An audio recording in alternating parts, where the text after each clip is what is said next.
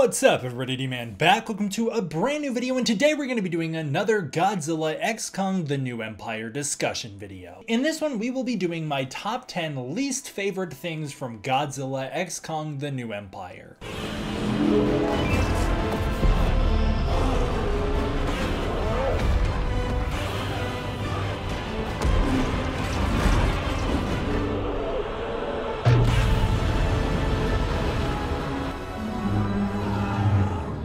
Do I look a little different? It's because I've been getting migraines from editing so much, so I have to be wearing these glasses again. You'll get used to it. I just got done with my third viewing of Godzilla X Kong The New Empire. I actually saw this one in 3D. This isn't one of my least favorite things, but I really didn't think the 3D lived up to the hype. I thought the 3D on GVK was pretty good. I didn't think it was very well used here, which is weird because so much of the movie is CG. You'd think it would be. But in this one, we're going to be doing my top 10 least favorite things from Godzilla X Kong The New Empire. Now, you might be wondering, why least favorite? Well, that's because I'm going to be doing favorite in a different video, and if you're wondering why did I split them up, it's because I know that some people don't like to hear people say negative things about their favorite movies. So if this is one of your fave movies and you don't want to hear anything negative about it, you don't want to hear any critiques from it, you don't have to watch this. You can just go to a different video. And if you're wondering why did I start with negatives, is it just because I love to complain? Well, first of all, yes, I do. But secondly, no. The reason I picked negatives first rather than positives is because it's scientifically proven that if you start with the negatives and end with the positives, people will end with the, you guessed it, more positive impression. Whereas if you start with the positives and end with the negatives, people will remember the entire experience more negative overall. So I wanted to do it in this order so that if you watch both videos back to back, you can end on the positives and then you'll be good to go. Starting out, we actually have a bonus one. This is one that I just don't know quite where to put. I really didn't know how strongly I felt about it, so I put it here at number 11 because it's the same critique I had of Godzilla vs. Kong, and that's simply Godzilla's intelligence. Godzilla in the 2014 film was portrayed as so noble and honorable, and it's the same way in Monarch Legacy of Monsters. That whole godlike force of nature quality really carries through both of those. In Godzilla King of the Monsters, there's a little bit of rage and vengeance within him, but he still feels kind of like the samurai who rides into town to fight the bad guy. He still feels very noble and honorable to me, especially during scenes like the one where he makes eye contact with all the people on the submarine. And then in Godzilla vs. Kong, I feel like Godzilla really got dumbed down. He became pure animalistic anger, and that's about his only defining quality ever since. And I feel that Godzilla X Kong The New Empire takes that to another extreme, where Godzilla is entirely characterized by how angry he is and nothing more than that. All Godzilla has going on in this movie is that he feels the Iwis are beckoning him to war. He doesn't understand what that signal is, and so he gets angry. Godzilla attacking Kong in Egypt is one of my favorite moments in the entire movie, but I felt like from Godzilla's standpoint, he really should have been smarter than that. He should have understood that Kong isn't the one calling him to war. So I feel like for me, I would have liked to see Godzilla portrayed as a little smarter, and I would have liked to see a little more strategy from Godzilla rather than just him tackling things over and over again, which is about all he really does in this movie. My actual number 10 is the underutilization of Shimo. I feel like Shimo was a little disappointing. Shimo had all this hype leading into the movie. People loved the design. I loved the design. People were really excited to see this Titan, and then she's barely on screen. She has almost nothing to do. She's Skar King's minion, and you kind of get the sense that, oh, it hurts her when he uses the crystal, but it doesn't go any deeper than that. I don't really get a sense of Shimo's backstory or her rich history. They say that Shimo caused the Ice Age, and I just don't see that kind of power on display. Kong was able to survive a blast directly to the arm from Shimo, and while it gave him frostbite, it didn't atomize his arm. Later in the movie, Shimo freezes Skar King, and it freezes him, and he can still move around under the ice, and it just doesn't feel as powerful as something like the Frostbark, for instance, which was a much smaller Titan. I just found that Shimo was a little underwhelming and wasn't used very well, especially when you consider she's supposed to be the largest Titan. I would have loved to see that height. One of my favorite shots in the movie is when Kong meets Shimo for the first time, and that's really the only time in the entire movie you get a sense of how large she really is. Next up is Mothra. Mothra is my number 9, and it's just Mothra overall. I feel like Mothra, unfortunately, was only really in this movie to give Gia something to do and to give the humans something to contribute, because Mothra felt a little forced into this film. She felt a little more out of place in this movie than she did in something like Eberl Horror of the Deep, a movie where she only shows up in the last 5 minutes. It would have been more exciting if Mothra got to interact with Godzilla and Kong a little more, because the only thing she really does is end the fight between the two of them and then save Godzilla Mothra one time. I would have liked to see Mothra a little more involved, and I would have liked to have more for Mothra to do. I really like Mothra, having her back is really exciting, I just didn't think they handled it well, especially with the way she literally just spawns into the air out of nowhere. It didn't feel very Mothra to me, it felt completely out of place. And then when you consider that the twins from Godzilla King of the Monsters, which were so deeply ingrained to Mothra's persona, aren't in this movie, it's a little weird. And then I really dislike the new sound effect they gave Mothra. While Mothra still has her traditional roar, she now features these peacock calls as well, that I just think fit a different monster rather than Mothra. I don't think they really fit Mothra herself. Next up is the final battle, and when I say the final battle, I am specifically talking about Rio. And I know some people consider the gravity battle to be the same battle as the Rio battle, but I don't. There is a pause in between the two of them as they get launched to the surface, and there was a lot more opportunity to have the Titans do some real damage on the surface, as that's really the only time in the entire movie the monsters can feel monstrous. Other than that, the monsters are in their own natural environments, and so there's no sense of scale the entire movie. They just feel like the Planet of the Apes. Whereas once we land on Rio, we can truly feel the weight of these creatures, and we don't spend enough time during the battle. This movie I felt had the weakest stakes of the MonsterVerse in general. Not only did I not feel the need for Godzilla and Kong to team up, considering Godzilla has already accomplished this feat once on his own long before Kong was ever involved, but also Godzilla's evolved now, and Godzilla can kick some ass as he does in this movie, and I really didn't think that Kong needed to be there to help at all. Felt like Godzilla could have probably handled it on his own, and there was never a moment when I was worried for the Titans. And I also feel like Kong could have probably handled it as well. The only thing Kong couldn't have really done is take on Shimo, but if Kong was able to disarm Skar King and get a hold of the crystal on his own, well then he would have had it. I just felt like there should have been a little bit more stakes. And then finally, the fact that Mothra doesn't even appear during the Battle of Rio, it was really underwhelming. Mothra's only accomplishments in this movie are catching a heave one time, dusting Godzilla, dusting Shimo so she can't freeze Godzilla, webbing 3 different apes, and then webbing up the netted wall that sections off Hollow Earth. She accomplishes 7 tasks, and they're all within the span of about 20 minutes, and they're all really minor.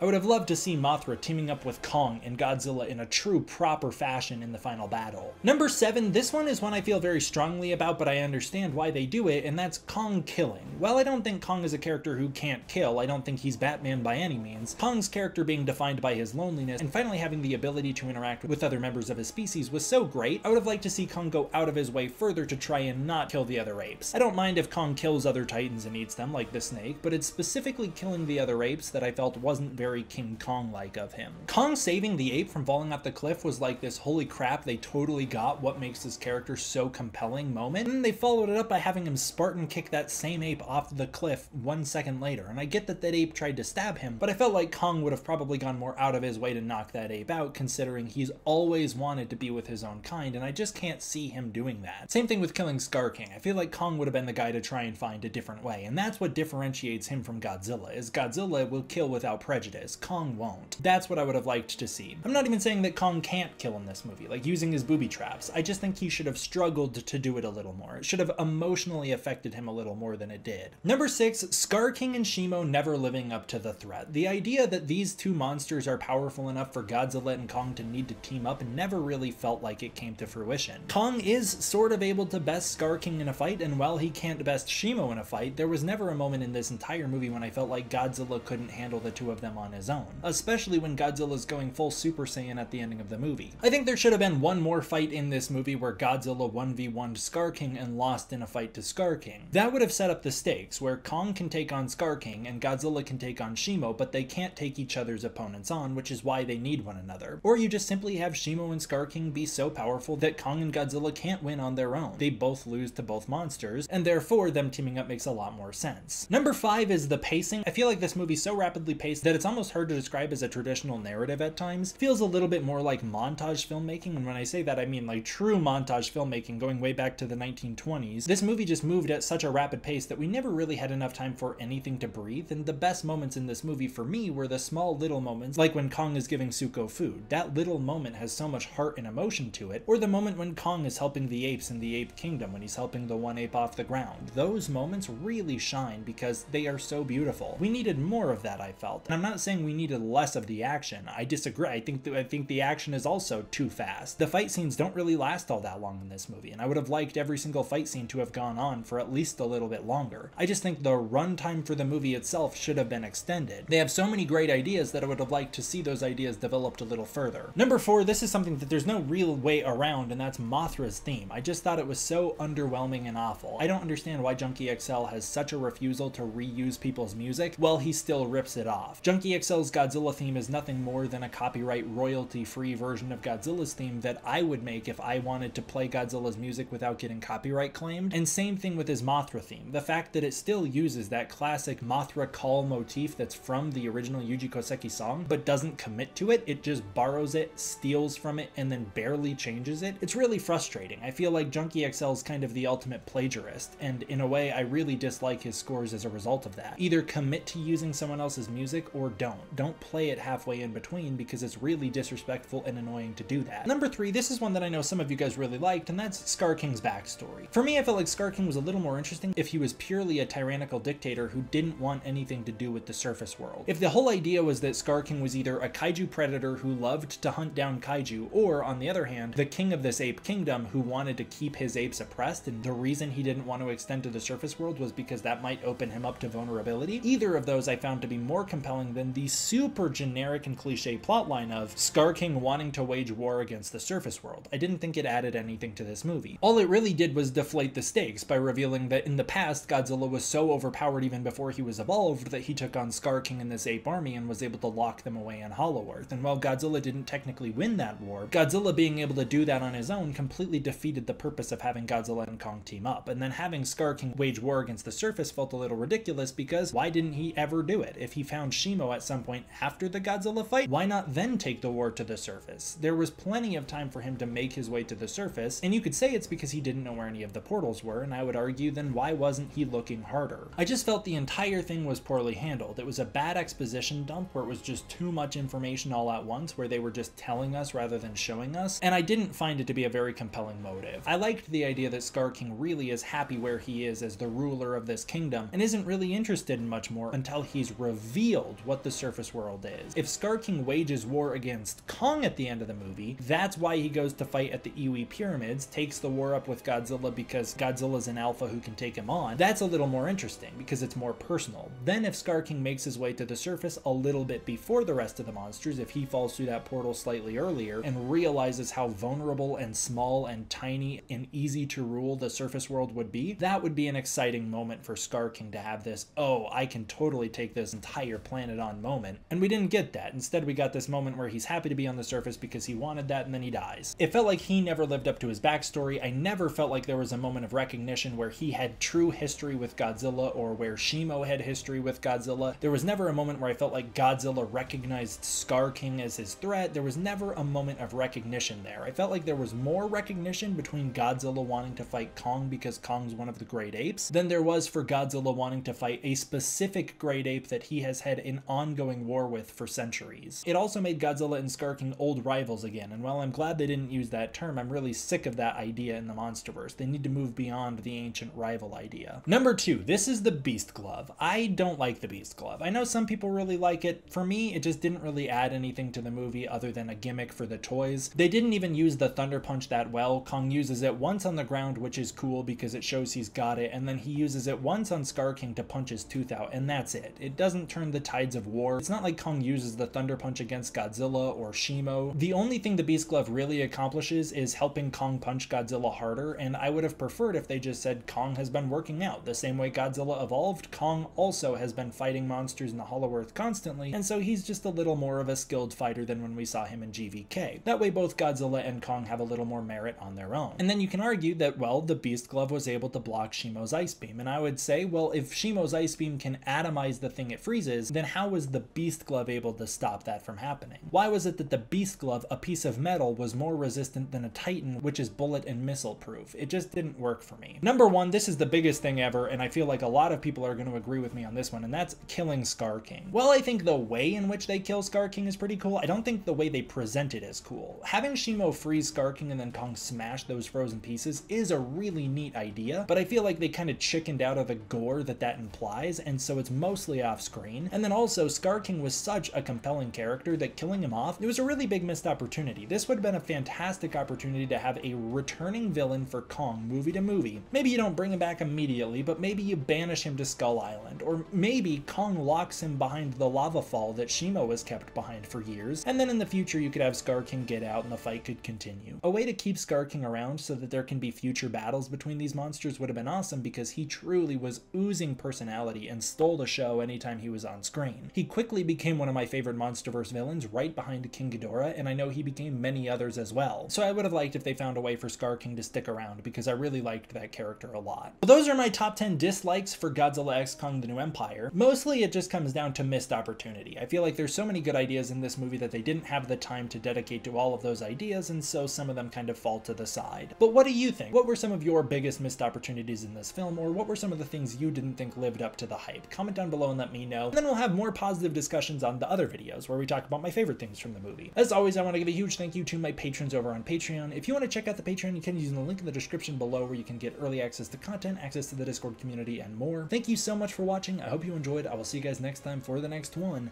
D-Man out.